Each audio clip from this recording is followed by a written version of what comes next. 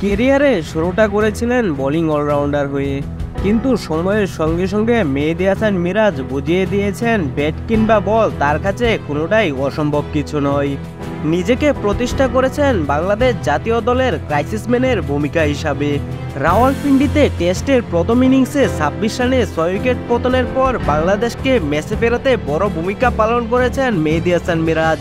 অন্যদিকে প্রথম টেস্টেও মিরাজ ছিলেন অনবদ্য, যদিও তা ঢাকা পড়ে যায় মুশফিকুর রহিমের ১৯১ রানের মাইলফলকের সামনে। তবে ধারাবাহিকতার পুরস্কার মিরাজ পেয়েছেন ম্যান অব দ্য সিরিজ হয়ে। চাপের মুখ থেকে দারুণ ক্রিকেট খেলেই হয়েছেন সিরিজ সেরা খেলোয়াড়। তাই তো খেলা শেষে সংবাদ সম্মেলনে নিজের ক্রিকেট নিয়ে বলেছেন মিরাজ, আসলে কাজটা একদমই সহজ নয়। আমি সবসময় ইতিবাচক ক্রিকেট খেলার চেষ্টা করেছি। আমি চিন্তা করতে চেয়েছি ইতিবাচকভাবে, কখনো নেতিবাচক চিন্তা করিনি। নেতিবাচক চিন্তা করলে হয়তো এখানে ভালো করতে পারতাম না। আমি চেষ্টা করেছি সবসময় আত্মবিশ্বাসী থাকতে।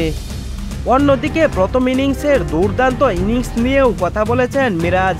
আলহামদুলিল্লাহ, শান্ত অনেক কথা বলেছে। কিছুটা নার্ভাস ছিলাম আমি লিটনের সাথে কথা বলছিলাম। সে আমাকে বলেছে ইতিবাচক খেলতে।